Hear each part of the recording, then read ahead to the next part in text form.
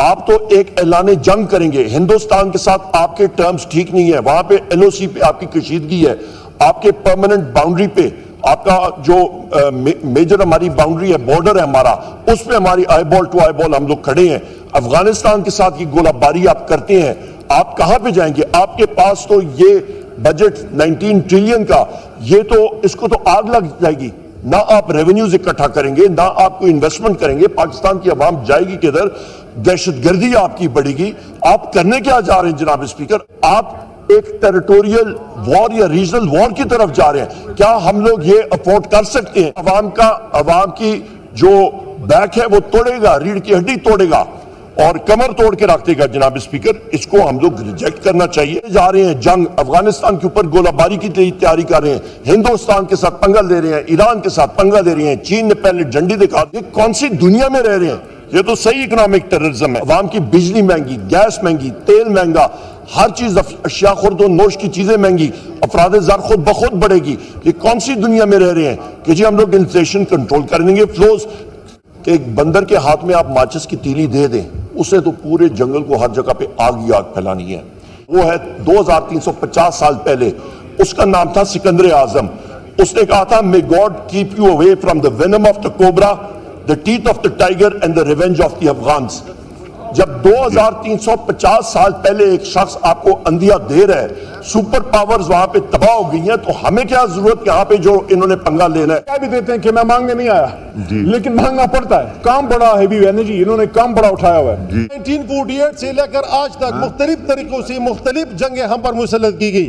جب 1948 میں پہلی جنگ شروع ہوئی تو پختونوں کو کہا گیا کہ آپ بڑے دلیر ہو, آپ آ جاؤ, پاکستان کو بچاؤ. ہم فرنٹ لائن پہ لڑے. 1965 میں دوبارہ ہم فرنٹ لائن پہ لڑے, اور 1979 میں جب رشیا وار شروع ہوئی تو وہ ہماری جنگ نہیں تھی, ہمیں پرائی جنگ میں دھکیلا گیا, اور 1992 تک ہمارے حالات خراب کیے گئے. جب 1994 میں دوبارہ وہاں سے آواز آئی کہ شریعت یا شہادت, اور ہمارے حالات خراب کیے گئے.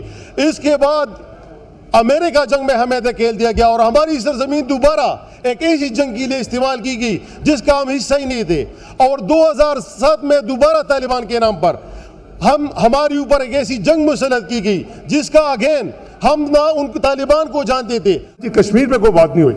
ہاں, کشمیر میں پچھلے کئی سمٹس میں بات نہیں ہوئی. کشمیر میں پہلی دفعہ میننگ وے میں OIC میں ہم نے بھرپور نمائندگی کی. وہاں 11 کانٹیکٹ گروپس ہیں, کسی کانٹیکٹ گروپ کی میٹنگ نہیں ہوئی. وی میڈ شور کہ کشمیر کے اوپر کافی ہیڈز آف سمٹ کے بعد اس دفعہ پہلی دفعہ میٹنگ ہو, اس میں ہمارے دوست ممالک نے بھرپور کردار ادا کیا. تیسرا ہم نے کیا کیا جناب اسپیکر, اس وقت فوبیا, اسلاموفوبیا, ہمارا بلاسفیمس مٹیریل آتا ہے, کسی کو کوئی پرواہ نہیں ہے. ہماری قرآن حکیم کے بارے میں, ہمارے نبی پاک صلی اللہ علیہ وسلم کے بارے میں, ہمارے اسلام کے بارے میں. بھئی اگر جو اینٹی سیمیٹزم ہے وہ ریموو ہو سکتا ہے تو یہ اسلامی مٹیریل کیوں نہیں ریموو ہو سکتا ان تمام ایپ سے جلدی, تاکہ وہ پھیلے نہ اور جو دل آزاری ہوتی ہے وہ نہ ہو. ہم نے بھرپور OIC میں پہلی دفعہ اس کے اوپر ہم نے بھرپور, نہ صرف ہم نے اپنی اس کو ٹیک اپ کیا بلکہ لابی کی, اور اس کے نتیجے میں پہلی دفعہ OIC کے سیکرٹری جنرل کا پرماننٹ جو ہے NOI on اسلاموفوبیا وہ اپوائنٹ ہو گیا. کشمیر ہو تو کشمیر کو ہم بالکل ہماری پرائرٹی, اور اس میں کوئی اس میں ہمارا خدا نہ خواستہ سافٹ کارنر نہیں ہے, بلکہ میں سمجھتا ہوں کہ اس ہاؤس کو مجھے موقع ملا ہے. میں آپ کو مبارکباد پیش کرتا ہوں. لاسٹ ٹائم جب آپ کو یونائٹڈ نیشن سیکورٹی کونسل کی نان پرماننٹ ممبرشپ ملی تھی, آپ ایک ووٹ سے جیتے تھے, ایک ووٹ سے.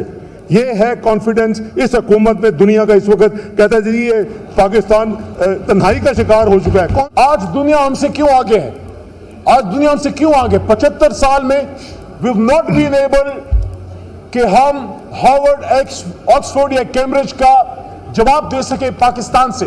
آج بھی بیرسٹری کر کے فخر محسوس کرتے ہیں, with all due respect to my brother barrister, but یہ چیزیں چینج کریں. وہ وقت کب آئے گا جب باہر سے ریسرچر آئے گا, پاکستان کی ڈگری لے کے فخر کرے گا کہ میں لندن میں پھر رہا ہوں لیکن میں قائد اعظم یونیورسٹی کی ڈگری میرے پاس ہے. جے ہند دوستو, دینڈ نیوز میں آپ کا سواگت ہے. یوں تو بھارت کی چرچا پوری دنیا میں ہوتی ہے, لیکن ان دنوں اس کی چرچا دشمن ملک پاکستان میں خوب ہو رہی ہے. دراصل پاکستان کی سنسد میں وپکش دل کے ایک سانسد نے بھارت پر ایسا بیان دیا ہے جس سے پاکستان میں کھلبلی مچ گئی ہے. ملک میں امن ہوگا, بارڈرز آپ کے سیکیور ہوں گے, انویسٹمنٹ آئے گی, آپ کی ٹیریٹوریل انٹیگریٹی ڈیپینڈنٹ ہے آپ کے کریڈیبل ڈیفنس پہ، جو کہ ڈیپینڈنٹ ہے آپ کی اسٹرانگ اکانومی پہ، جو کہ ڈیپینڈنٹ ہے آپ کی نیشنل کوہیژن پہ۔ یہ تین چیزیں جو ہیں یہ بہت قومی ہم آنگی، آپ کی مضبوط دفاع اور اس کے ساتھ آپ کا جناب اسپیکر ایک اللہ بھلا کرے ایک مضبوط معیشت، یہ آپ کی ٹیریٹوریل انٹیگریٹی کو ڈیفینڈ کرتی ہے۔ جب ہم بات کرتے ہیں جناب اسپیکر ٹیریٹوریل انٹیگریٹی، اس سے پہلے میں ایک بات کروں گا، ڈیفنس منسٹر کی یہ اٹرنسز کہ وہ ایک نیبرنگ کنٹری یعنی کہ افغانستان میں جا کے سٹرائک کریں گے، آپ تو ایک اعلان جنگ کریں گے، ہندوستان کے ساتھ آپ کے ٹرمز ٹھیک نہیں ہے، وہاں پہ ایل او سی پہ آپ کی کشیدگی ہے، آپ کے پرماننٹ باؤنڈری پہ آپ کا جو میجر ہماری باؤنڈری ہے، بارڈر ہے ہمارا، اس پہ ہماری آئی بال ٹو آئی بال ہم لوگ کھڑے ہیں، افغانستان کے ساتھ یہ گولہ باری آپ کرتے ہیں، آپ کہاں پہ جائیں گے؟ آپ کے پاس تو یہ بجٹ 19 ٹریلین کا، یہ تو اس کو تو آگ لگ جائے گی، نہ آپ ریونیوز اکٹھا کریں گے، نہ آپ کو انویسٹمنٹ کریں گے، پاکستان کی عوام جائے گی کدھر؟ دہشت گردی آپ کی بڑھے گی۔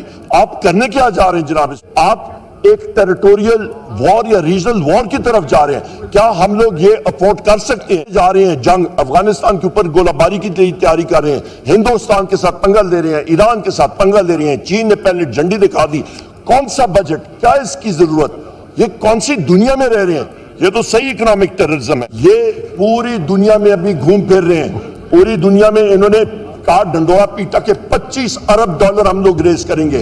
آپ کو بتا دیں کہ پاکستان کی سنسد میں وپکش دل کے نیتاؤں کو جب بھی موقع ملتا ہے وہ بھارت کا نام لے کر شہباز سرکار پر طنز کستے ہیں۔ ایسا ہی ایک گھٹنا کرن سامنے آیا ہے جب پاکستان کے ایک اور سانسد نے بھارت کا ذکر کرتے ہوئے اپنے ہی سرکار کو گھیرنے کا پریاس کیا ہے۔